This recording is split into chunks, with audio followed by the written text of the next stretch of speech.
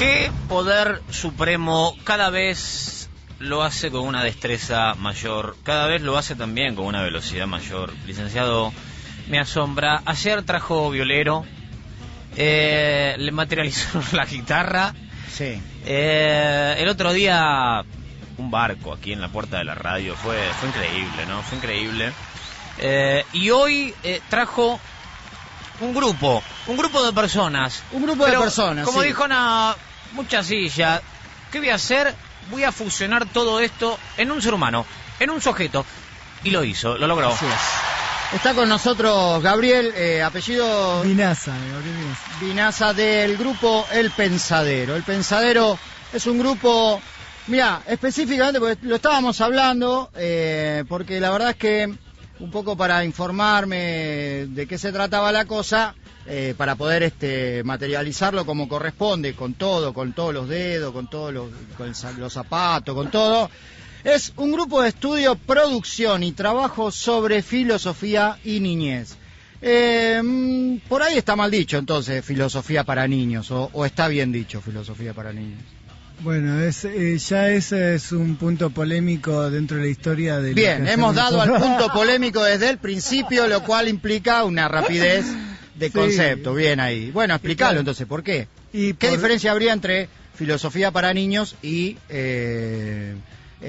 filosofía y niñez? Filosofía y niñez, y digamos que en realidad la puja medio histórica es para o con. Ajá. Para niños o con niños. Uno supone...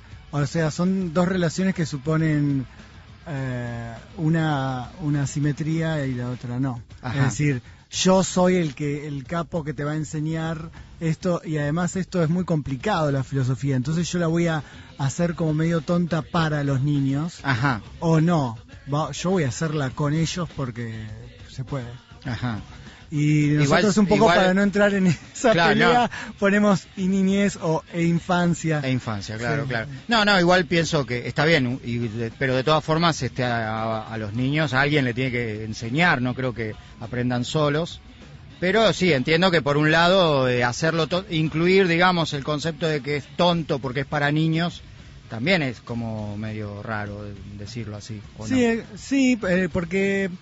En un sentido, o sea, inicial, yo creo que eso fue pensado con cierta inocencia. O sea, no es que Lippmann, que es como el que inventó. Hablemos entonces del principio. Vamos del principio. Sí, ¿Cómo se forma el grupo? Claro. Sí. Materialice esto desde el inicio. Desde el inicio. Bueno, desde cuando nosotros todavía no habíamos nacido, todos los seres que integramos el Pensadero, había un filósofo, un lógico, digamos, una persona dedicada a la lógica, en Estados Unidos, a finales de los años 60, si no me equivoco, que veía la necesidad de incluir a la filosofía, al pensamiento filosófico, en instancias anteriores de la educación a la universidad, que era donde él trabajaba, digamos, que veía que le parecía que no era bueno el nivel que había, y que a su manera de entender era algo muy difícil de desarrollar en ese estadio, digamos, tan avanzado, que era algo que había que empezar a estimular desde antes, y entonces él escribe una serie de libros, que o sea, es como un cruce así interesante, igual, porque Lippmann era lógico, pero tiene una propuesta que es literaria también, ¿no? Porque él escribe unos libros para niños, donde en los libros se van suscitando situaciones que son como dilemas filosóficos de la historia de la filosofía, para pensarlos. Ajá. Eso a fines de los 60. Sí, y Lippmann, o sea, no creo que haya pensado para niños como así, medio maliciosamente, pero la ideología se representa de esa manera, es decir, uno no se da cuenta de lo que hace. Uno, bueno... Ahora, después esa movida tuvo una recepción crítica también acá en nuestro país, principalmente Walter Cohen. O sea, Walter Cohen trae esta idea o se... No, ¿cómo es? Claro, empieza a crecer esta cuestión de Lippmann, llega... ¿Empieza a crecer en Estados Unidos? En Estados Unidos, sí, es decir, después de varios, digamos, incluso experimentos donde la historia era... Él tenía que probar que enseñándole filosofía a los chicos rendían más. o rendían mejor. O sea, había algún tipo de premio, digamos. Claro, como que está pensado medio desde la utilidad. Claro, y de eso desde la también utilidad. se es crítico, claro. O sea, bueno, no, a ver, ¿por qué querés enseñar filosofía a los chicos? ¿En qué va a ser mejor todo el mundo? Y él, bueno, sí, medio que entra en esa movida de, no, bueno, yo te voy a saber que los chicos van a pensar mejor o van a tener más facilidad para las otras materias. Lo prueba, etcétera, bueno, sigue creciendo y un grupo de gente acá forma un instituto de filosofía para niños y se forma con él. Se van como a una especie de medios retiros espirituales porque él como que se forma, la formación con él tenía que ver con ciertos retiros, o sea, se van, conviven en una casa, yo qué sé, se forman. Un tipo igual re macanudo el imán, pero... Sí. Después acá medio se pelearon entre todos. Macanudo porque te invitaba al mate, claro. Invitaba a la media luna. Sí, no sé. Más o menos. Más o menos, no sé si serían gratuitos esos cursos. Claro. Igual estaba al borde de una secta, digamos, ¿no? Porque te invitan a un retiro a hablar de filosofía. Sí, no con sé. los chicos. Está como complicado. Bueno, pero no importa, sacando chistes aparte. Y entonces, ¿qué pasa? Y viene Walter Cohen, empieza a interactuar con... Sí, en realidad no solo Walter Cohen. Era una digamos, fundación, un grupo... era como... ¿Cómo se llamaba? Y no, es un proyecto de, digamos, filosofía para niños. Un proyecto era. Sí, a ver, sí, en un sentido así tan estrictamente técnico para hablar, no sabría decirte, porque... Tampoco es algo que se extendió, digamos, no es que todas las escuelas de Estados Unidos de pronto tenían filosofía para niños, no. Claro. Sí, tiene una cosa medio secta. La filosofía tiene algo medio secta, ¿no? En general, sí. Desde ya, ¿no? Desde la Grecia antigua que viene medio sectaria la cosa, pero eso no implica de que tenga, digamos, los visos de secta. Sí, lo que pasa es que lo que sí es una propuesta de la filosofía del comienzo es la publicidad y la gratuidad. Ah, bien. Y, o sea... Conceptos entonces de la filosofía o de este proyecto. ¿Del proyecto del pensadero? Sí, del pensadero. Pues en principio nosotros, o sea, entendemos a esta propuesta de la filosofía con niños o filosofía de infancias, etcétera, la entendemos como algo que es una propuesta pedagógica determinada que no necesariamente es aplicable solamente en el sujeto etario del niño, digo, quiero decir, un chico aunque damos clases, yo doy clase de jardín, de sala de 4 hasta 7º grado, pero con la misma concepción de filosofía y el mismo, por así decir, método de dar filosofía, se puede hacer lo mismo y hago lo mismo y hacemos lo mismo con el grupo, con adolescentes y con adultos también. Claro, porque es como una revolución de cómo se pensaba que era transmitir la filosofía, básicamente. Alguien pensaba, bueno, transmitir la filosofía es, mira, te voy a enseñar, resulta que nació Sócrates, hizo esto, después vino Platón, después cambió otro que dijo, después Aristóteles cambió otro que dijo Platón, etcétera. O pensemos, tipo, no sé qué tema te interesa, vemos una película y discutimos sobre eso y pensamos, quizás alguien en la historia pensó en eso, por ahí lo traemos a cuento, pero se trata de hacer filosofía. Ah, bien. No de ver la historia de la filosofía. Claro. Bueno, pero lo que pasa es que un poco... ver la historia de la filosofía también es analizar el pensamiento de ese momento, esa coyuntura, digamos, ¿no? Entonces, como vos dijiste, Sócrates, Platón, Aristóteles, bueno, son tres escuelas de pensamiento que si vos no las estudiás o si no las ves en el contexto en el que se desarrollaron, tampoco no se entendería el pensamiento. Es mi opinión, que no soy filósofo, ¿no? Sí, en el tema, digamos, en un sentido así como historicista, sí. Ahora, lo que pasa es que nosotros, otro como de estandartes nuestro, digamos, es también lo público, ¿sí? Lo gratuito. Bueno, ¿no? Ahora, claro, volquemos todo eso a la realidad actual, ¿no? Bueno, o sea, en donde las escuelas se les caen los techos, no hay asientos, no hay... o sea, los alumnos están apiñados. Y el contexto también, ¿no? De lidiar, por ejemplo, con medios de comunicación, con el consumo. Sí, ya nomás con la poca información o educación que traen los chicos desde el vamos, desde la casa, desde la primaria. O sea, ahí está bastante, o por lo menos eso yo lo noto digamos, con los chicos lo noto, de que hay como muy poco trabajo intelectual y de repente... establecer una idea de filosofía, que es justamente un trabajo intelectual hacer filosofía, ¿no? O sea, ese es poder exponenciar todos los conocimientos, todo lo que vos traés, desde un punto técnico, por decirlo así, o o de conocimiento, es como complicado. Al respecto de esta coyuntura, ¿no? En el que volvemos a repetir, se caen los techos, no hay calefacción, los chicos están en 3 asientos cada... Nosotros como grupo trabajamos, ahora estamos, digamos, dentro del proyecto de Filosofía y Territorio del Departamento de Extensión de la Facultad de Filosofía y Letras de la UBA. Bien. Pero, digamos, como que mantenemos una autonomía como grupo y eso también nos atrae, nos gusta, eso es lo que nos hace sentir también tan cómodos, porque es algo que es nuestro, que digamos, en el cual nosotros somos la institución o como los que se regulan a sí mismos. Porque es muy compleja la relación muchas veces entre ciertos proyectos, por así decir, ciertas miradas políticas de lo que la filosofía significa y las instituciones educativas. Claro. En el caso de, por ejemplo, la primaria, el jardín, etcétera, digamos, cuanto más chicos son, como más conservadoras son las instituciones. Entonces, sin embargo, trabajamos en escuelas, trabajamos en escuela pública, tuvimos voluntariado también en escuelas secundarias con adolescentes, pero digamos, un poco de esto hablábamos antes, ¿no? Que tiene que ver con qué lugar tiene un espacio educativo hoy, qué habría que hacer. Porque un pibe tiene acceso a un millón de cosas. Hay medio de comunicación por todos lados, hay información que desborda en internet, es realmente una locura. Es un lugar que vos entrás y podés ver el original de un códice de la Biblia, del primer ejemplar que hay, digamos, que se salvó, y podés también, no sé, entrar y ver cómo un tipo le agujería la cabeza a otro en un video de un enfermo mental de ISIS, claro. Entonces, en todo ese absurdo del mundo de la representación de las imágenes, de la velocidad y todo, ¿cómo haces para pensar todo eso?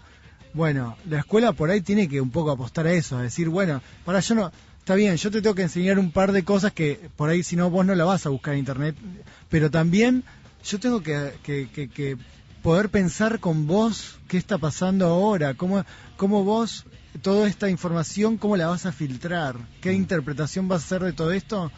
Porque, digamos, esa mirada crítica es una mirada que se tiene que ejercitar. Claro. O sea, no es que una persona es crítica, digamos que es algo, por así decir, innato en los seres humanos que son críticos, ¿viste? Que le muestran algo. No, más bien somos bastante tontos, somos crédulos. Conformistas. O sea, claro. Entonces es un trabajo el pinchar todo el tiempo, molestar para generar, si no, no hay transformación de nada. Para generar crítica. Claro. Uh-huh. Y eso obviamente va a chocar contra la cuestión tradicional de las escuelas y eso. Sí. Y a ese respecto entonces el grupo está trabajando, vos me dijiste recién que estaban trabajando como una extensión de la UBA, pero... el proyecto, ¿cuál sería en sí? Y la verdad que estamos muy contentos. Este es ya el tercer año que trabajamos juntos y vamos así como una máquina porque hay gente muy muy entusiasmada, muy laburante, muy obsesiva con su trabajo y estamos, digamos, como muy enamorados del proyecto. Entonces tenemos una cantidad de proyectos simultáneos impresionante. Ponele, no sé, estuvimos en la Feria del Libro Infantil, estamos, bueno, en la escuela en San Martín, secundario con adolescentes, tuvimos un proyecto de voluntariado en una escuela pública de acá de Capital, de Palermo. Estuvimos, bueno, el año pasado tuvimos un evento muy muy importante que fue el primer Congreso Latinoamericano de Filosofías e Infancias, que vino gente de México, de Colombia, bueno, obviamente de Brasil, Walter vino reinvitado, de Chile, del interior, de Mendoza, de San Juan, de La Pampa, no sé. Simultáneamente, o sea, estamos haciendo eso, también tenemos grupos de estudio donde nosotros nos dedicamos a constantemente capacitarnos y estar como bien afilados para salir así a la cancha filosófica. También damos esta palabra, digamos, a veces también somos medio críticos de ella, pero está bien, digamos, damos capacitaciones, trabajamos con docentes con docentes o con gente que, digamos, vinculada a la educación o que le interesa algo de lo que es la filosofía y la transmisión en general y la difusión y la transmisión de la filosofía o de los espacios de práctica filosófica.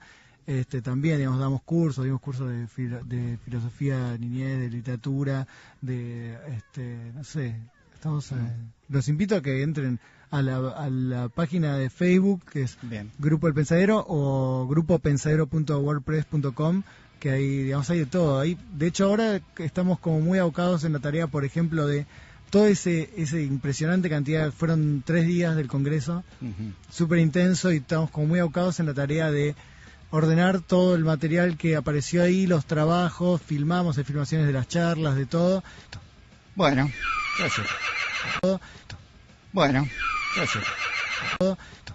Bueno. Y ordenarlo un poco para poder mostrarlo, para subirlo a la página, para subir los videos, para subir las actas, todo. Estamos convocados en eso, y después tenemos un montón de, muchos proyectos más ahora para... ¿Y esto es algo de iniciativa privada o es algo de iniciativa de la UBA? Esto, o sea, a ver, para ponerlo bien, ¿es algo que ustedes como grupo toman esta iniciativa, o es algo que a partir de la UBA o del conocimiento que tiene este contacto de la UBA se genera el grupo? Bien, interesantísima pregunta para pensarla, porque... Bueno, no, sí, te pero, invitamos dentro de una semana. Pero, digamos, la UBA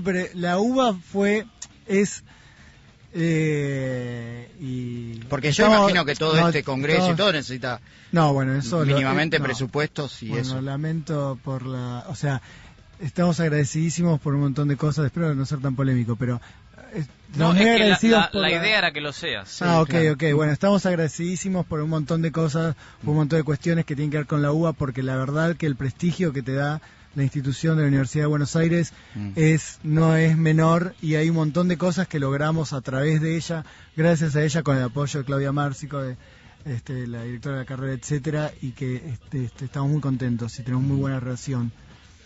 También tiene un límite, eso, y sobre todo porque es tanta la iniciativa, digamos, la pulenta del grupo, que medio que sobrepasó cualquier expectativa de lo que institucionalmente se había propuesto. ¿Entendés? Entonces como que dijeron, miren, está este lugar, estaría bueno que ustedes hagan algo de filosofía con niños, lo cual sirvió para reunir un montón de gente que hacía filosofía con niños que no se conocía y que estaba medio por la suya, como yo. Y entonces en principio, mirá, este tipo también labura, hace esto, qué interesante, vamos a aprender, vamos a hacer de todo, pero al mismo tiempo surgieron miles de proyectos y desbordó ese espacio que la UBA había pensado como para que pudiera... En realidad, la propuesta de la UBA en general, este proyecto de filosofía y territorio, es sacar a la filosofía del ambiente academicista y de dentro de Puan, ¿entendés? Como salgan, vayan a todos lados, vayan a hacer filosofía a la cárcel, a donde sea, no seamos así tan sectarios, tan herméticos. Claro. Y nosotros estamos dentro de esa movida, ¿no? Que dentro de esa propuesta, de ese espacio que nos dio la UBA y nos certifica, y estamos agradecidísimos de eso, pero tenemos una autonomía como grupo, funcionamos... Son independientes. Somos independientes, y la mayoría de las cosas, en principio, además, por ejemplo, sería muy interesante decir que las financiamos todas nosotros. Ah, bien. ¿Sí? Como es autogestión. Decir, no recibimos dinero, señores, que lo sepan en las casas, no recibimos ningún tipo... Que lo sepa todo el mundo, que es claro. ¿No? O que porque a veces por ahí nos invitan a algún lugar pensando que puedes ir. Claro, que puedo ir porque me va a pagar la UBA, porque claro. No me paga nadie, no. Claro. Entonces sería como una autogestión, digamos, el grupo en sí. Sí, la aposta es que sí. Sí, la aposta es que es un grupo reautogestionado, con el aval, con el apoyo de la UBA, del cual la otra vez, estamos contentísimos, nos da un prestigio muy importante, es un orgullo para nosotros. Bueno, pero igual imagino que son todos profesionales, o sea, están egresados, o la mayoría al menos de los que supervisan. ¿Cómo se manejan en grupo en sí? ¿Cómo es? Y somos... y predicamos lo que hacemos un poco también. O sea, establecemos como encargados, ahora incluso hace poco tiempo tuvimos como un periodo muy importante de reorganización, así no de reorganización, sino como de de establecer algunas categorías, algunas tareas más ordenadas de quién se va a dedicar a qué cosa, lo cual es absolutamente necesario en cualquier tipo de organización, por anarquista que seas. Pero somos, digamos, re democráticos en ese sentido, como somos, al ser autogestionados también no hay una jerarquía en términos de poder, o de nunca las decisiones importantes se someten siempre al análisis del grupo. Quizás no pensamos en términos de democracia por ahí cuantitativa, no es que votamos, lo cual para mí es genial, me encanta, porque yo me parece que la democracia no necesariamente tiene que ver con esto de votar, ¿no? Cuando básicamente con la cosa de poner los temas en común, dialogarlos, pensarlos, ponernos de acuerdo en algo. Todo eso tiene que ver con la democracia para nosotros, ¿no? Nosotros lo hacemos así. Sí. Tenemos una organización por el simple hecho de que es imposible, sino por la cantidad de proyectos y de tareas que tenemos, poder ordenarlo, digamos, tener, no sé, yo ahora llego a mi casa y debo tener como 10 mails del Pensadero, ¿entendés? Claro. Y así todos los días de mi vida. Bueno, pero buscan una metodología de trabajo horizontal, ¿no? Eso es lo que plantean. Sí, un poco por eso también es lo de... yo dudo un poco como en aseverar todas esas cosas, porque viste que hay... Y sí, porque algo del discurso de la horizontalidad, yo que sé, medio que a veces también es captado por sujetos re nefastos, como te estaba diciendo, porque lo que estamos hablando de la cuestión del diálogo, y el diálogo para nosotros es importantísimo, el diálogo y la filosofía, la dialéctica y el diálogo, y de pronto está ahora como medio... Lo que pasa es que en realidad hay que trabajar siempre sobre la idea, ¿no? De que la horizontalidad también necesita cierta verticalidad, ¿no?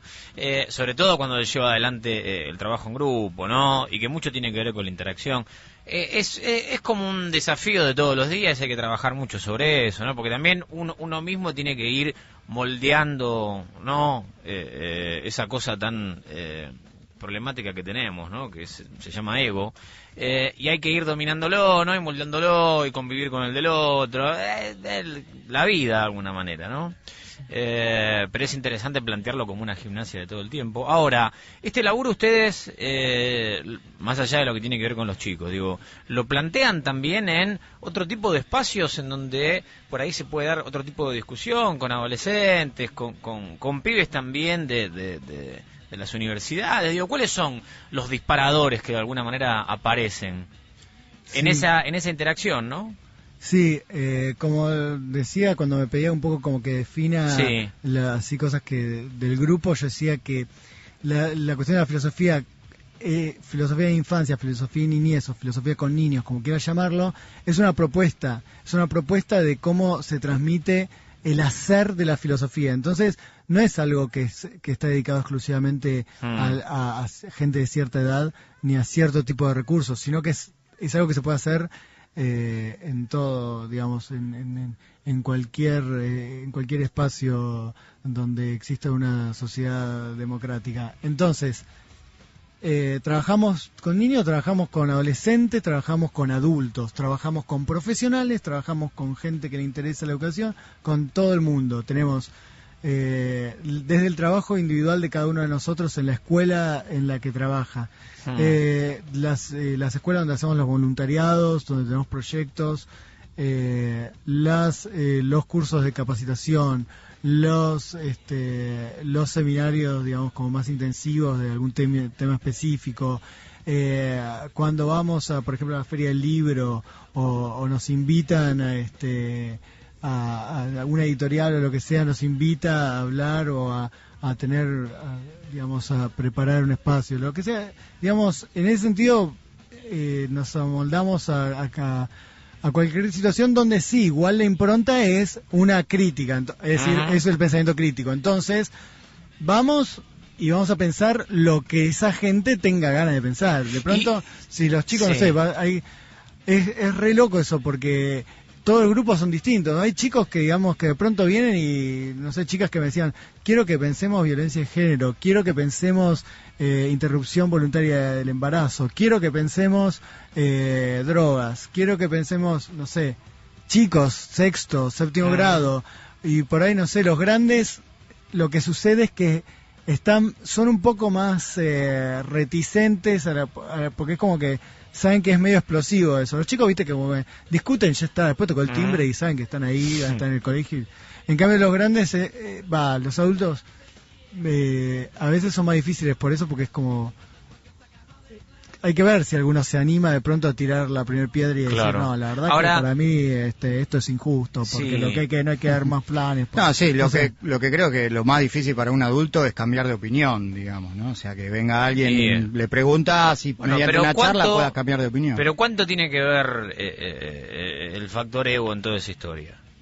Yo creo que es... agregaría también al ego, agregaría la instrucción que vos vas teniendo durante toda la vida. Yo coincido en algo que decías al principio, al respecto de que la institución, escuela, digamos, está demasiado fuera está como fuera ya a esta altura. Sobre todo teniendo en cuenta todos los avances tecnológicos que mencionabas, y además, en todo caso, hoy por hoy uno puede saber lo que piensa un tipo en China, cuando antes en realidad para ver un chino tenías que ir a un diccionario.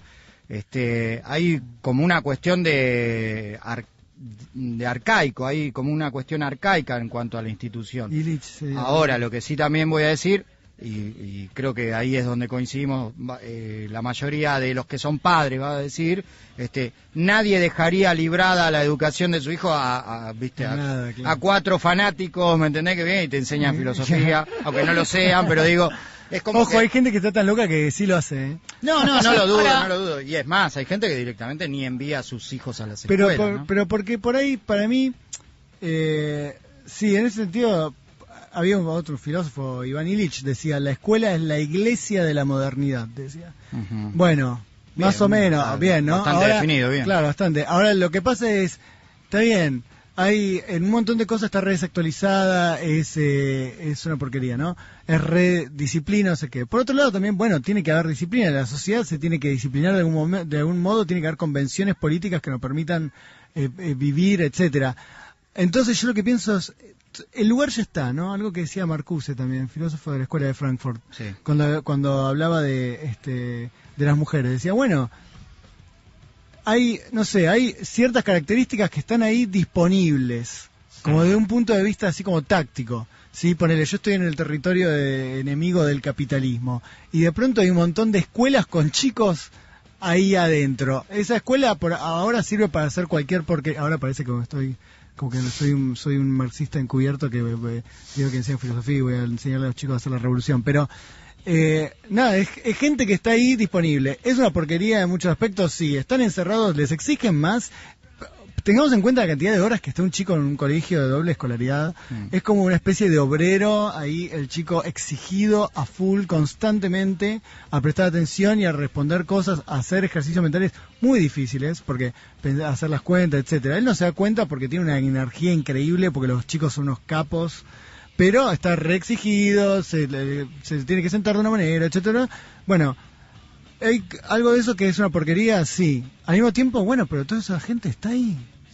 Y es un lugar, o sea, algo que a mí me da como una especie de tranquilidad, como cierto consuelo social, es que yo digo, bueno, no sé, la verdad que hay un montón de cosas que yo podría hacer mejor, y que el mundo, es re difícil cambiar el mundo, ¿no? Pero todos los días yo tengo, no sé, o todas las semanas yo de pronto tengo 300 pibes, ¿entendés? Y tengo la oportunidad de hablar con ellos y de pensar con ellos. Eso está bueno, ¿no? Entonces, la escuela es poner con el sentido, bueno, ¿qué hacemos, no? El espacio ¿Y cómo es la interacción con los padres, no? Porque siempre es como algo, es un tema aparte ese, ¿no? El de los padres. Yo, más una vez, ¿no?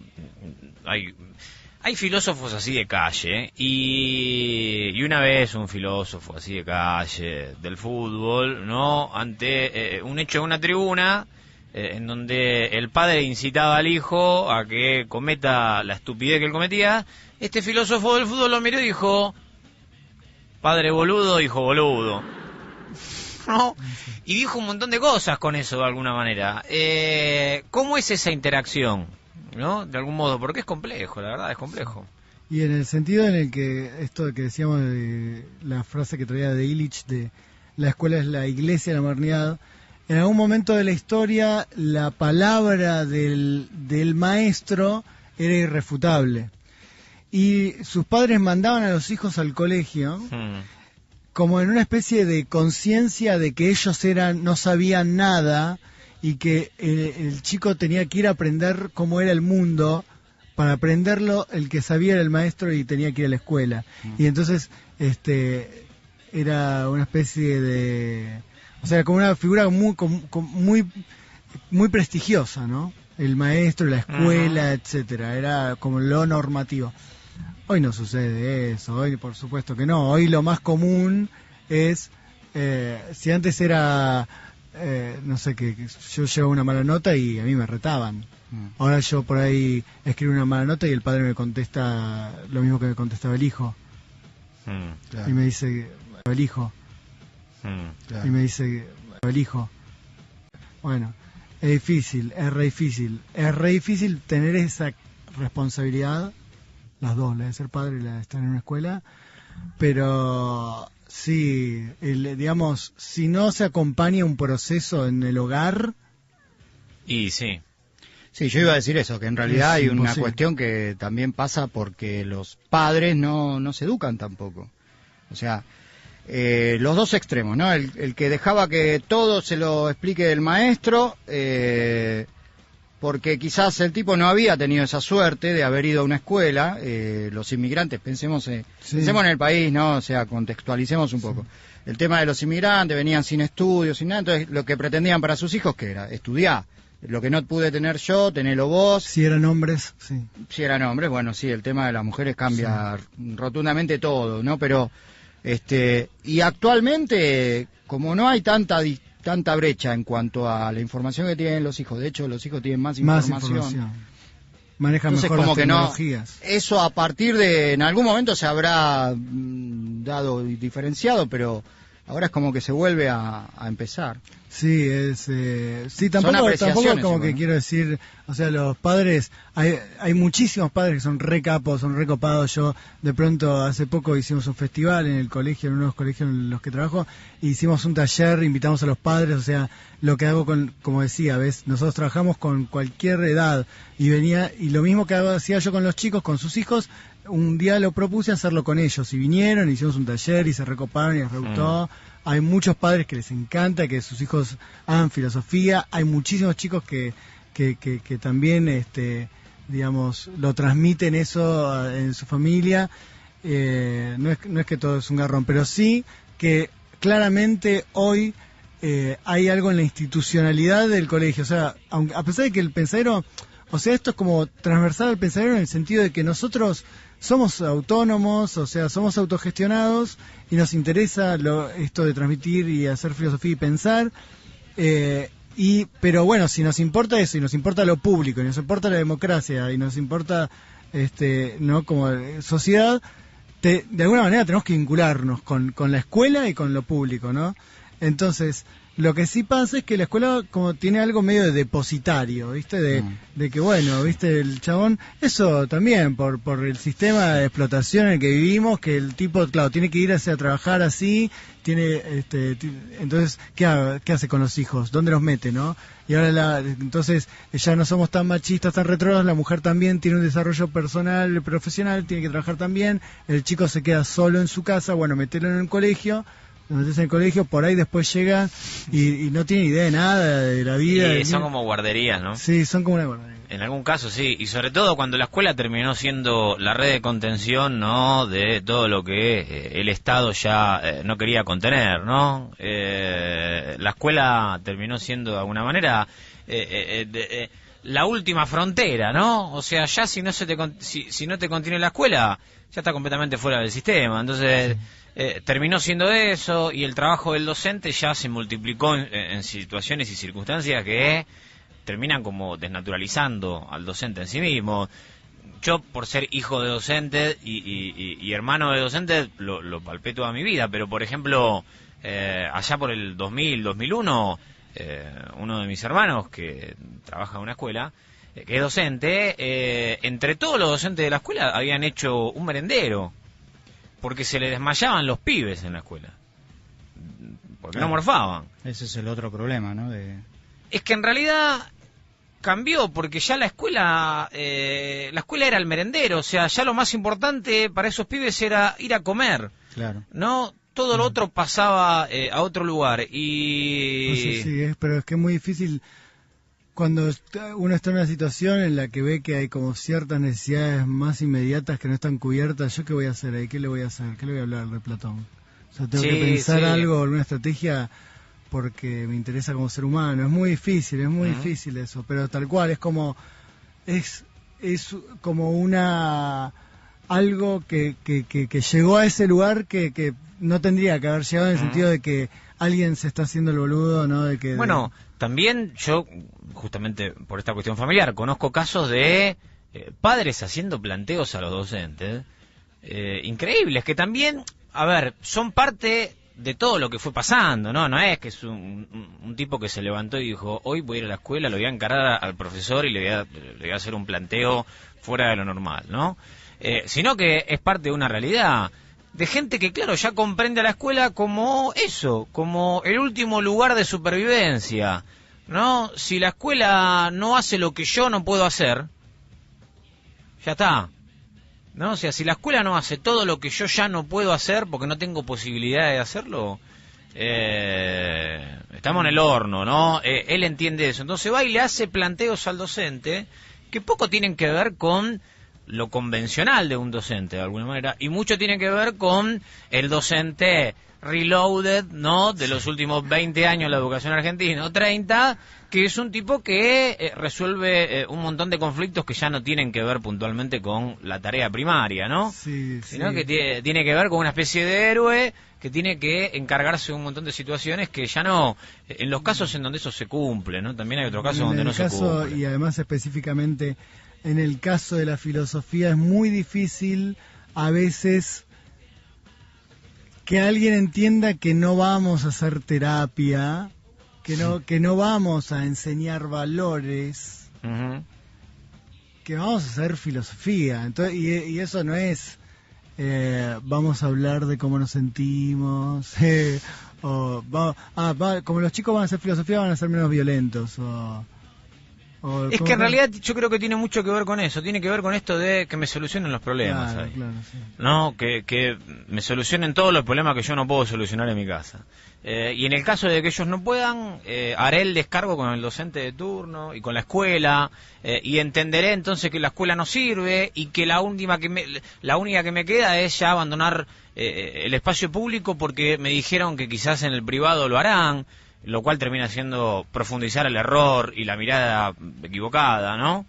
Es toda una discusión en sí misma, pero claramente la escuela es el lugar de formación por excelencia y la llevaron a ese lugar, ¿no? Claro, dentro del deterioro de la educación pública. Sí, hay como lo que sí noto y lo que sí intentamos hacer un montón con los chicos es que el potencial que hay ahí es impresionante, porque la verdad que si vos leyera las cosas que escriben, o sea, las ideas que tienen, la capacidad de discutir con seriedad ciertos temas, es impresionante. Entonces, bueno, todo eso se desperdicia un poco, porque yo me acuerdo, yo iba al colegio cuando me decían que tenía que escribir una historia. Yo me volvía loco, era como, ¿en serio esto se puede hacer en el colegio? ¿Soy libre de escribir una historia? Y era para mí orgásmico, ¿viste? Pero también había algo de, bueno, en realidad nos daban eso porque era, bueno, que ahora que escriben una historia, ¿entendés? Un placebo. Y después yo tenía que hacer como cuenta. No había el Plax infantil, claro. Escribí. Gabriel. Porque estaba cansado, ¿viste? El chabón venía de dar otra clase, de otra escuela, 4 horas en la otra. Sí. Bueno, escriban algo, ¿viste? Sí, tema libre, la vaca. Escribí, pibe. Pero sin embargo yo lo re disfrutaba de eso y no era algo que había que hacer muy seguido.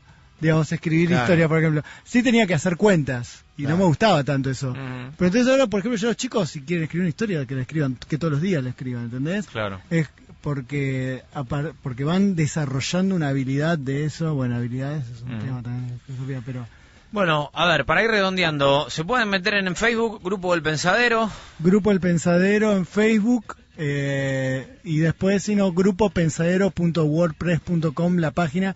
Estamos, como decía, en este momento trabajando muy abocadamente a pulir las actas del Congreso, los videos que filmamos del Congreso, un montonzazo de material, con gente de todas partes de Latinoamérica, del interior del país.